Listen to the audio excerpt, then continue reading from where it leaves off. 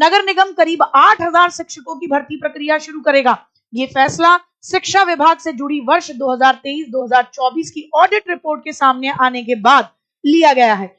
Audit report में दिल्ली नगर निगम के स्कूलों में 7,928 शिक्षकों की कमी की बात सामने आई है और रिक्विजिशन बहुत कम टीचर्स की भेजी गई थी। तो अब इनके दिमाग में ये वाली बात आ रही है कि अब दिल्ली का जो नगर निगम है वो रिक्विजिशन बढ़ाकर प्रॉपरली भेजेगा क्योंकि काफी कमी है। मौजूदा समय में 18,494 शिक्षक हैं, जबकि 26 से अधिक शिक्षक होने चाहिए, सब 26,000 से अधिक। निगम के स्कूलों में बच्चों की संख्या 2,37,000 से अधिक।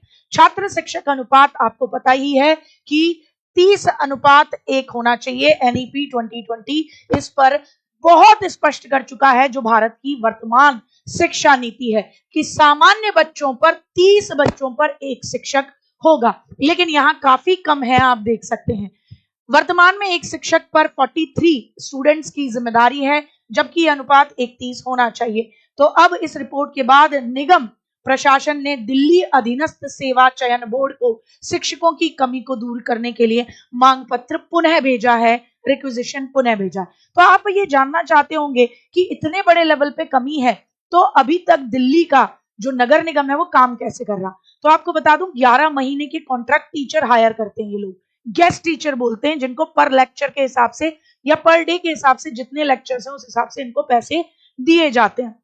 ये एक ऐसा तरीका है जो सभी सरकारी संस्थाएं अपनाती हैं जब तक कि वो रेगुलर बेसिस पर प्रॉपरली अपनी वैकेंसी नहीं निकाल देती। तो किसी भी स्कूल में कमी होती है तो चलिए कॉन्ट्रैक्ट टीचर की भर्ती निकाल दी, कॉन्ट्रैक्ट टीचर की भर्ती निकाल दी। अब जब तक आप प्रॉपर तरीके से प्रॉपर भर्तियां नहीं निकालेंगे, रेगुलर भर्ती नहीं निकालेंगे, तो आप जिस बात का रोना रोते हो राइट टू एजुकेशन एक्ट का, जिसकी धारा 26 ये कहती है कि किसी भी विद्यालय में रिक्त पदों की संख्या 10% से अधिक नहीं होनी चाहिए, तो आप रेगुलर जो टीचर्स हैं आपके उनमें एटलीस्ट आप 10% ही, अगर आपके टीचर्स नहीं है, जितने भी टीचर्स की आवश्यकता है, तो एटलीस्ट आप लास्ट 10% तक टीचर्स को ही कैसे फुलफिल कर सकते हो उस आवश्यकता को गेस्ट टीचर के माध्यम से। लेकिन विद्यालय ऐसे ही चल रहे हैं। खैर इस खबर के बाद में एक बहुत बड़े लेवल पर आपको देखने को मिलेगा कि जबरदस्त तरीके से रिक्विजिशन जाएगी और फिर एक काफी बड़ी मात्रा में पीआरटी की भर्ती देखने को मिलेगी। 1 to 5th में DSSSB के माध्यम से बहुत जल्दी भर्ती देखने को मिलेगी।